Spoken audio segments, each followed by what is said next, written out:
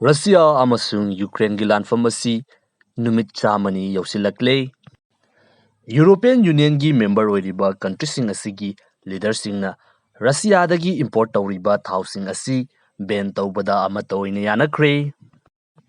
Mayam pumnamakpu anoba video update amada amukka hanna taramnok seri hauji ki oiba karamba anoba development sing lay haibadu punna miyeng tabinasi. European Union gi president na Russia dagi lawriba thawsing asida athingba thamnabagi damakta proposal ama pukhalakibani. Adubu hairiba proposal adu European Union gi member oiriba country khudingmaktagi ayaba fangdabana Maram Oiduna adumak thindaduna lakibani. European Union gi Russia gi energy da athingba thamnabagi damakta pukhalakiba proposal asi maruoina yadriba country asi Slovakia amasung Hungary ni. Hungary hairiba country asidi openly European Union na Russian energy thingba yaba khongthang ama lakwatpa matamda makoina sawgatloi haiduna phongdokpasu adumak laikibani. Masigi matungda European Union amasung hairiba country sing asigi marakta yasinanabagi damakta yamna kanna honaduna lakibani. Masigi matangda mamangda video amasu semjakrabani hauren video asi losilakpa matamda screen da hapcharamge yengdribasing sangduna adumak yengbiu. Masigumlaba wafam kaya asi laikraba matungda hauzik asi European Union gi maikaidagi Russia dagi import tawriba oil asi masida ban tawbada yanakre.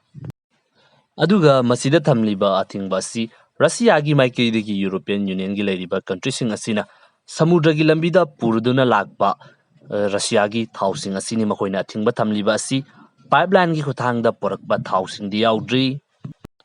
Aduga hairiba chang asi European Union na Russia gi maikaidagi import tawrakliba thaw adugi saruk ahum thokpagi animuk oigani haina phongdokli. Poland amasung Germany hairiba country ani asidi gas line da porakpa taragasu Russia dagi thawsing asi import tawba leplagani haina phongdokre. Masina maram oiduna hauji European Union na Russia dagi lawriba thawgi chang asigi 90% muktani European Union na thamgadawriba athingba asi.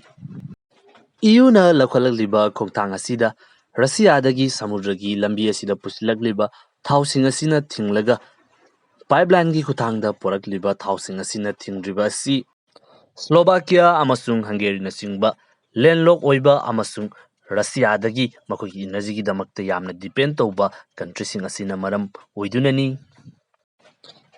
Nauna thamjilagliba athingba asi ngasi heyengdagi hekta chanaba haugadaba natte. Chaliba sahi 2022 asina losilakpa asi phawbagi matamdani Russia dagi lawriba thaw asigi 90% mukta European Union na athingba thamgadawriba asi. European Union gi country sing asi khakta nattana UK hairiba country asisu 2022 losilakpa asi phawbagi matamda Russia dagi makoina lawriba thaw asi completely lawba leplagani haina su phongdokre. European Union na khongthang asiga punna Russia gi khwaidagi chawba bank ama oiriba Server Bank asisu swift payment system asidagi cut off tawkre. Hairiba sing asini Russia gi mathakta European Union na nauna thamjalakliba sanction asi aduga hairiba sanction asi yamna sathiba sanction amani haina su phongdoknari. Russia amasung Ukraine gi lanfam asi hek haukibadagi Russia dagi India na thaw import tawbagi chang asi aduki matik yamna hengalaklibani. Lakadawriba matam asida haujik lairiba chang asidagi chang yamna hengatna Russia dagi India na thaw import tawrakpa yana leire. Haujik lairiba phibam asina maram oiduna Europe ki country sing asina haujikmak tawdaba taragasu lakadawriba matam asidagi Russia dagi lawriba energy asi atopana mahut sinhinkibagi phibam aduda adumak leirebani. European Union na lakhalakliba khongthang asina maram oiduna Russia asi haujik India amasung China da aduki matik yamna depend tawrakpa yana leire. Russia na puthokliba pothoksing asi Europe ki leiriba country sing asina ayamba lawbani adubu hairiba country sing asina lawba lepkiba taragadi Russia gi maikaidagi sumangdanabagi damakta atopa country sing da yonabagi damakta suksoi soidana thirakani maduda India amasung China hairiba country asina maruoiba country oigadawri. Aduga Russia na puthokliba crude oil sing asi refine tawba ngambagi technology laiba maduki oiba capacity laiba si India amasung China hairiba country asina khwaidagi wangi.